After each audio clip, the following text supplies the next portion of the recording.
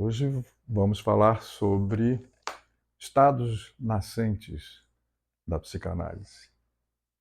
A psicanálise em estado nascente. Há, neste seminário, lançado recentemente,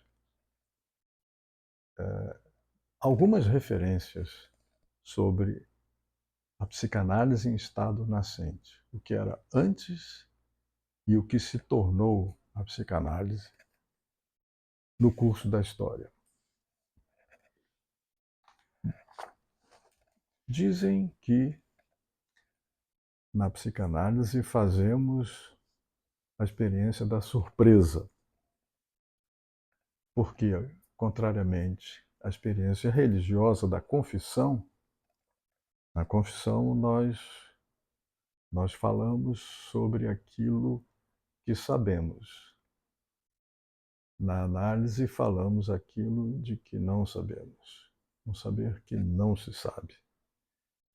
Então nos surpreendemos com as revelações que são feitas apesar de nosso estado consciente. Não se trata de uma confissão, mas se trata do resultado da prática da associação livre que nos remete a essa descoberta insuspeitada. Como surpreender a psicanálise em estado nascente e não ficar por ela surpreendido? Lacan criou um sintagma esp de um lapse. Em que espaço de um lapso vislumbrar o rastro de algo que já passou, o inconsciente? Em permanente mudança, tentamos apreender o status da psicanálise, graças a Freud, a Lacan e a tantos outros inventores. Isso ao longo da história e a cada sessão. Então, acompanhando no tempo do só depois, alguns, são muitos, são tantos, pontos de reviramento de uma teoria que muda sem cessar. Essa prática teorizada, essa teorização da prática, essa prática teórica que desemboca na clínica, de tudo isso escolhemos alguns pontos, existem muitos outros. Por exemplo, a palavra psicanálise aparece pela primeira vez escrita em francês, psicoanálise, no artigo de Freud de 1896 sobre a etiologia das neuroses, d'hérédité et étiologie des névroses. Em alemão, aparece pela primeira vez também em 1896, no artigo Novas Observações sobre as Psiconeuroses de Defesa. Ana O, paciente de Breuer, chama o tratamento de talking cure, a cura pela fala, e chimney sweeping, a limpeza de chaminé, para indicar catarse e rememoração. O método da associação livre começa a se impor. Aparece a força da transferência. Isso está nesse momento dos estudos sobre a histeria de Breuer e Freud em 1895. Outro ponto, a interpretação dos sonhos. Freud aguardou o início do século e publicou sua obra eminentemente psicanalítica em 1900, orgulhando-se de ter decifrado o enigma do sonho via régia para o inconsciente, dotado de sentido, como realização de desejo sexual.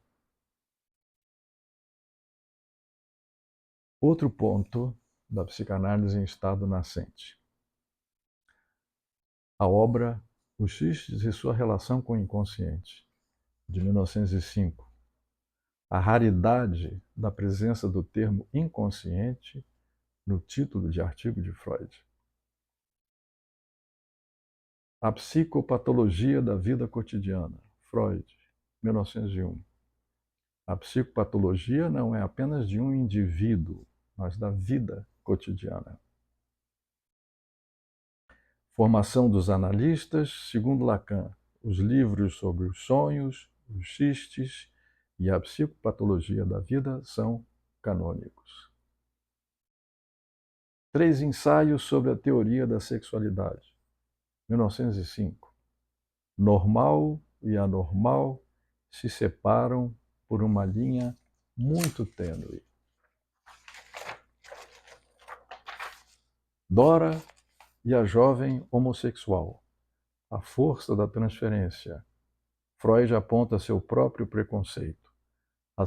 A suposição de que uma moça deseja um rapaz. Como se houvesse uma relação de agulha e linha. Preconceito. O tempo da grande clínica freudiana. Dora, em que aparecem os preconceitos de Freud apontados por ele mesmo. Hans, a fobia. Homem dos ratos, Freud inventa o termo neurose obsessiva. O Homem dos Lobos, episódio psicótico, a pressa do analista de marcar um tempo para o término da análise. O erro técnico de Freud, que antecipa o momento de concluir do sujeito, marcando uma data para o fim da análise com Freud. A letra V, como sendo decisiva. Schreber, o grande psicótico clássico. A noção de Verwerfung, a recusa da castração, como operador estrutural da psicose, o que permite a Lacan forjar a hipótese da foraclusão de um significante primordial chamado o nome do pai. Totem e Tabu, 1913. Freud propõe um novo mito para a humanidade. O pai da horda. E todas as seduções que daí decorrem. A questão do monopólio das mulheres e a questão do poder, que até hoje assediam a prática do psicanalista e as suas relações dentro das variadas instituições. Além do princípio do prazer, na virada de 1920, além do princípio do prazer, há a repetição. Se insinua a pulsão de morte. A vida psíquica não é mais entendida como sendo movida pelo princípio do prazer. Psicologia de grupo e a análise do ego, 1920. A premonição do nazismo. O problema econômico do masoquismo, 1924. Erógeno, feminino e moral. As resistências à psicanálise, 1925. Não por acaso. A negativa, melhor traduzida por Lacan, como a denegação, já apontada por Freud em 1925 como sendo o mecanismo que determina, localiza a origem do pensamento.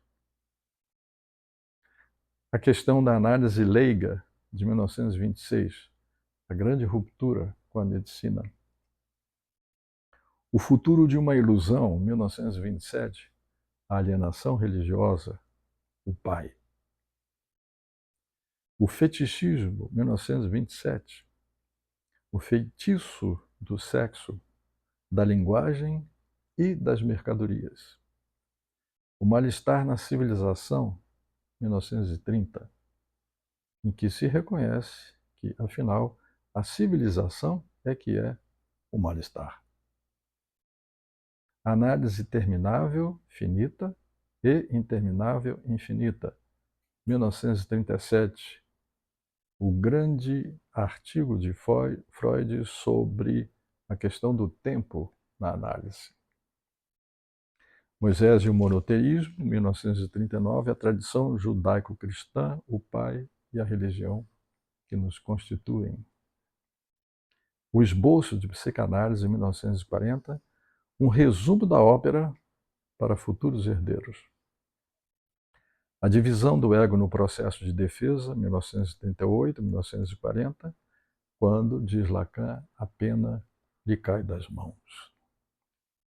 A transição de Freud a Lacan, marcada pela reação terapêutica negativa, a viscosidade da libido, o problema econômico do masoquismo, o rochedo da castração, inveja do pênis na mulher, protesto viril no homem. Os Escritos, de 1966, de Lacan, e o Seminário, iniciado em 1953.